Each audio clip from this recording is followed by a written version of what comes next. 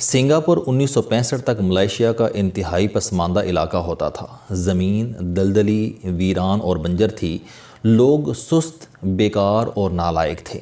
یہ صرف 3 کام کرتے تھے: بحری جہازوں سے سامان اتارتے تھے، چوری چکاری کرتے تھے، بحری جہازوں سے چوہے نکال کر کھاتے تھے اور بس۔ ملائیشیا ان سے تنگ تھا، لہٰذا بڑا مشہور واقعہ ہے، تونکلو عبد الرحمن کے دور میں سنگاپور نے آزادی مانگی اور پارلیمنٹ کے 126 ارکان نے سنگاپور کے حق میں ووٹ دے دیا۔ بل کے خلاف ایک بھی ووٹ نہیں تھا۔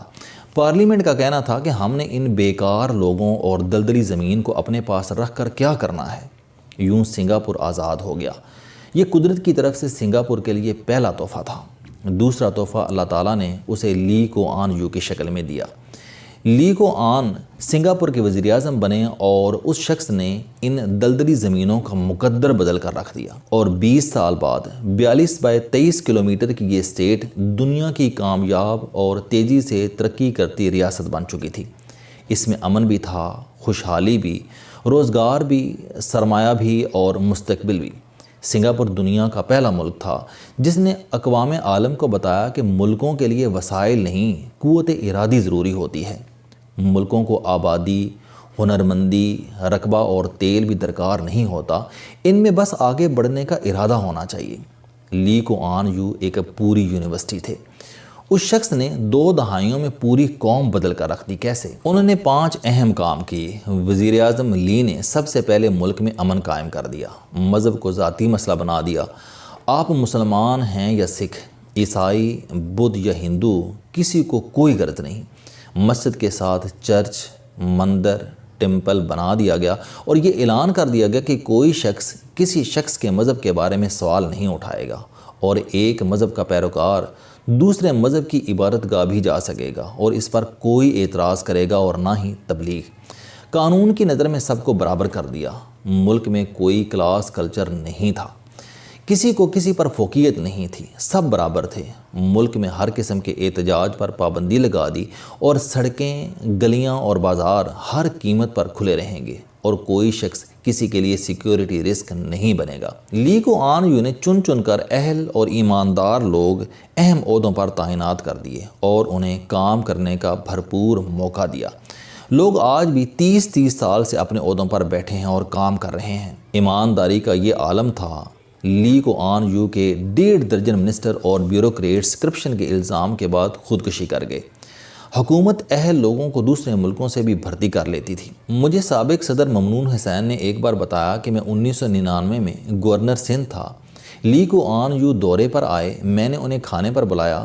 دعوت کے دوران میں نے ان سے کہا کہ ہم کراچی پورٹ کو بھی سنگاپور پورٹ کی طرح ڈیولپ کرنا چاہتے ہیں، آپ ہمیں کوئی ٹپ دیں۔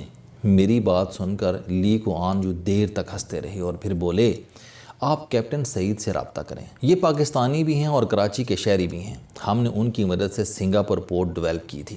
ممنون حسین یہ سن کر شرمندہ ہو گئے اور یہ دیر تک لی کوآن یو کی طرف دیکھتے رہے۔ 3 لی کوآن یو نے اپنا ملک پوری دنیا کے بزنس مینوں کے لیے کھول دیا۔ کوئی کہیں سے بھی آ سکتا تھا اور ملک میں کام کر سکتا تھا، بس ایک شرط تھی کہ اس کے پاس پیسہ اور تجربہ ہونا چاہیے۔ مثلاً بھارت کے ایک مسلمان مشتاق احمد نے 1971 میں سنگاپور میں المصطفیٰ سٹور بنایا۔ یہ اب ایک طویل کمپلیکس بن چکا ہے۔ مشتاق احمد نیک نیت بزنس مین ہے، منافع کم اور کوالٹی زیادہ پر یقین رکھتا ہے، لہٰذا یہ اب تک کھرب پتی بن چکا ہے اور کسی نے آج تک اسے تنگ نہیں کیا، اور یہ یہاں اکیلا نہیں ہے، ایسی سینکڑوں مثالیں موجود ہیں، اور ہر شخص نے مشتاق احمد کی طرح ترقی بھی کی اور یہ دوسروں کے لیے روشن مثال بھی بنا۔ 4 لی کوآن یو نے تعلیم اور ہنر پر خصوصی توجہ دی۔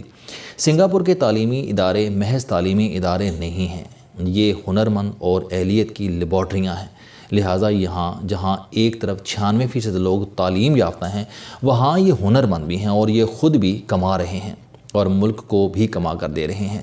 لی کوآن یو نے پوری قوم کو تہذیب بھی سکھا دی۔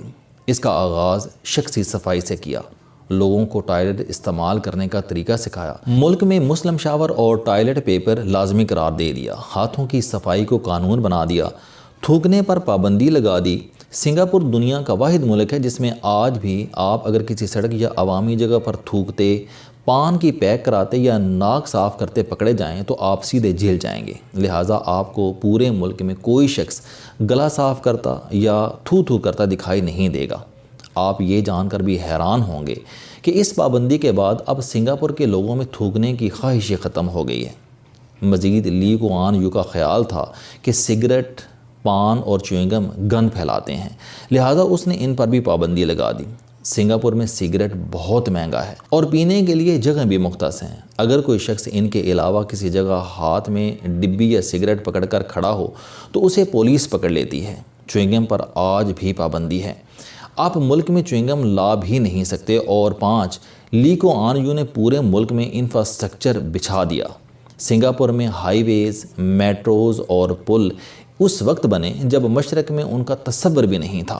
پورے ملک میں پینے کا صاف پانی حکومت سپلائی کرتی ہے، آپ کسی بھی ٹونٹی کا پانی پی سکتے ہیں۔ میں نے ILO کی کانفرنس میں شرکت کی۔ کانفرنس میں 48 ممالک کے وفود آئے تھے، لیکن کسی کے میز پر پانی کی بوتل نہیں تھی۔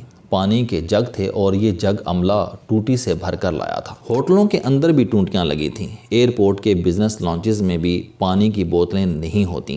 بجلی اور گیس کی لوڈ شیڈنگ کا تصور تک نہیں، تاہم وسائل کی بچت ضرور کی جاتی ہے۔ فالتو لائٹ اور جلتا ہوا چولہا گناہ سمجھا جاتا ہے۔ ہم پاکستانی مسلمان ہیں اور پاکستانی مسلمانوں کی ایک خاص نشانی ہے کہ ہم مانتے نہیں ہیں۔ مشتاق احمد یوسفی نے پاکستانی مسلمانوں کے بارے میں تاریخی فقرہ کہا تھا۔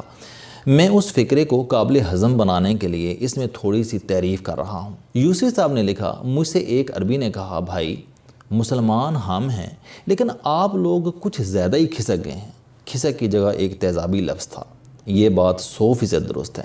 ہم لوگ حقیقتاً خوفناک حد تک کھسکے ہوئے ہیں، لہٰذا ہم نے اپنے ملک اور اپنی دونوں کی مت مار دی۔ میں اب تک 105 ملک پھر چکا ہوں۔ آپ یقین کریں مجھے کسی ملک میں پاکستان جتنا پاگل پن دکھائی نہیں دیا۔ مجھے کوئی قوم اپنے آپ کو اس طرح پھانسی دیتی اور اپنی ہی لاش کو سڑکوں پر گھسیٹتی نظر نہیں آئی۔ آپ یقین کریں ہم تباہی اور خودکشی کی خوفناک مثال ہیں۔ ہم ایٹمی طاقت بھی ہیں اور بھکاری بھی ہیں، دنیا کی سب سے بڑی فوج کے مالک بھی ہیں اور ہم سے ملک بھی نہیں چل رہا، اور ہم مسلمان بھی ہیں اور جیلی آب زمزم بھی بیچ رہے ہیں۔ چنانچہ میں کھل کر عرض کر رہا ہوں کہ ہم نے اگر اب بریک نہ لگائی تو ہم سال بھی نہیں نکال سکیں گے۔ ہم من حیث القوم منافق ہیں، ہم مذہبی طور پر بھی منافق ہیں۔ ہم اللہ اور رسول صلی اللہ علیہ وسلم کا نام لے کر دوسروں کو قتل بھی کر دیں گے، لیکن رسول صلی اللہ علیہ وسلم اور اللہ کا کوئی بھی حکم نہیں مانیں گے۔ لہٰذا میرا مشورہ ہے کہ پلیز مذہب کو ذاتی مسئلہ بنا دیں۔ دوسروں کے عقائد پر اعتراض اور مذہبی تہواروں کے دوران سڑکیں بند کرنے پر پابندی لگا دیں اور لاؤڈ سپیکر بین کر دیں۔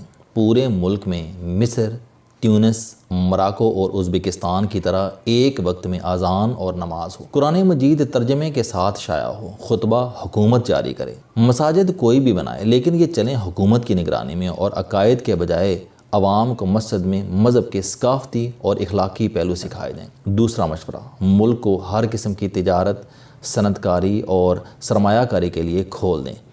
دبئی، سنگاپور اور ترکی کی طرح دنیا بھر کے سرمایہ کاروں کو آنے دیں اور کام کرنے دیں۔ کسی سے رقم کے بارے میں نہ پوچھیں۔ یہ یاد رکھیں کہ سیاحت دنیا کی سب سے بڑی انڈسٹری ہے، آپ اس پر توجہ دیں۔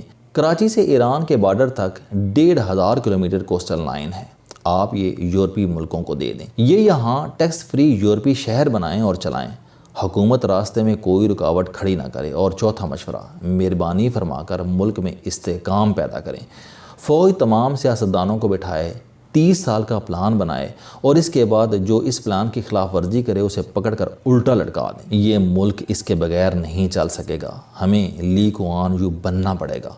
خدا کی پناہ 683 مربع کلومیٹر کے سنگاپور کے مالیاتی ذخائر $250 بلین ہیں، اور ہم ایٹمی طاقت ہوتے ہوئے بھی 1 بلین کے لیے کشکول لے کر پھر رہے ہیں۔ کیوں؟ کیونکہ ہمیں آپس میں لڑنے سے ہی فرصت نہیں مل رہی۔ ہم پاگل پن کے اس لیول پر چلے گئے ہیں جہاں انسان لذت لینے کے لیے خودکشی تک کر جاتا ہے۔ چنانچہ خدا خوفی کریں اور آنکھیں کھولیں، ہم برباد ہو چکے ہیں۔ السلام علیکم، آپ اسٹوڈنٹ ہیں، کوئی جاب کرتے ہیں، کاروبار کرتے ہیں، یا پھر آپ گھریلو زندگی گزار رہے ہیں، اگر آپ اپنی زندگی کو بدلنا چاہتے ہیں تو اس چینل علم دوستی پر آپ زندگی میں کامیابی کے لیے جاوید چوہدری صاحب کے موٹیویشنل، سوشل، سیلف ڈسکوری سے ریلیٹڈ اور صحت سے متعلق بے شمار کالم سن سکتے ہیں۔ میرا دعویٰ ہے کہ یہ چینل آپ کی زندگی بدل دے گا۔ اس چینل کا مقصد اچھی باتیں معاشرے میں پھیلانا ہے اور اچھی بات کو دوسروں تک پہنچانا صدقہ جاریہ ہے۔